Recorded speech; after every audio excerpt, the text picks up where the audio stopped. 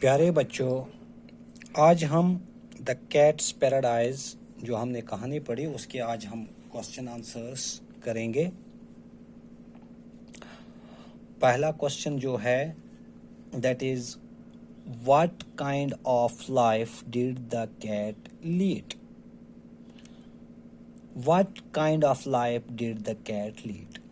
یہاں پہ کیا پوچھ رہا ہے یہ کہ بلی جو ہے وہ کیسی زندگی گزار رہی تھی، لیکن یہ کس بلی کی بات کر رہا ہے؟ آپ کو یاد آ رہا ہوگا لوئس کے بارے میں پوچھ رہا ہے، یعنی لوئس جو تھا، جو وہ ایک موٹی بلی تھی، وہ کیسی زندگی گزار رہی تھی؟ تو آنسر ہے اس کا the cat lived a luxurious life.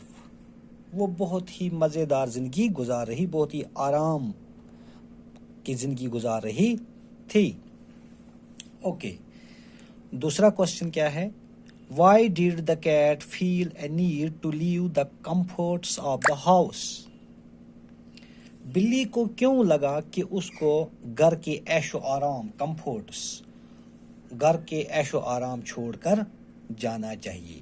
یعنی لوئس کو ایسا کیوں لگا کہ اس کو گھر چھوڑ کر چلا جانا چاہیے، جبکہ اس کے پاس تو آرام ہی آرام تھا، پھر بھی اسے کیوں لگا؟ Answer because he wanted to leave the life of the cats living on rooftops, کیونکہ وہ روف ٹاپس پہ جو بلیاں رہتی تھی ان کی زندگی گزارنا چاہتی تھی، یعنی وہ ویسی زندگی گزارنا چاہتی تھی جیسے کہ باہر رہنے والی بلیاں زندگی گزار رہی تھی، کیونکہ اس کو یہ لگتا تھا کہ وہی اصل جنت ہے، وہی اصل پیراڈائز ہے۔ Okay, number third, in what ways was life on the tiles different from life in the house? life on the tiles یعنی روڈوں پہ جو زندگی گزارنا، اسے ہم کہیں گے life on the tiles، گلی کوچوں میں زندگی گزارنا۔ life in the house، گھر میں زندگی گزارنا۔ گھر میں زندگی گزارنا اور سٹریٹس میں زندگی، گلی کوچوں میں زندگی گزارنے میں کیا فرق ہے؟ یہ کیسے ایک دوسرے سے الگ ہے؟ تو آنسر کیا ہے؟ Because in the house Louis never needed to hunt for food, کیونکہ جب وہ مکان میں رہتا تھا لوئس تو اس کو فوڈ کے لیے کبھی شکار نہیں کرنا پڑتا تھا، اس کو کبھی کہیں نہیں جانا پڑتا تھا، کچھ نہیں کرنا پڑتا تھا، جو اس سے چاہیے ہوتا تھا وہ اس کو وہیں پہ آ کے مل جاتا تھا۔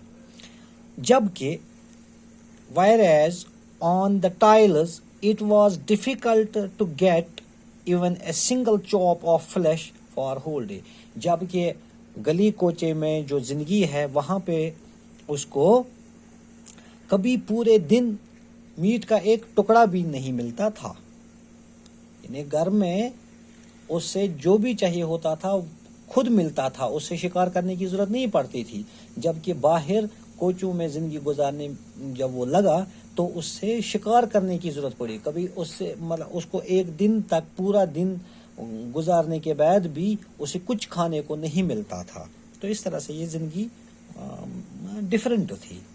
Okay, now question number 4۔ Okay, question number 4، what advice did the tom cat give about meat on tables؟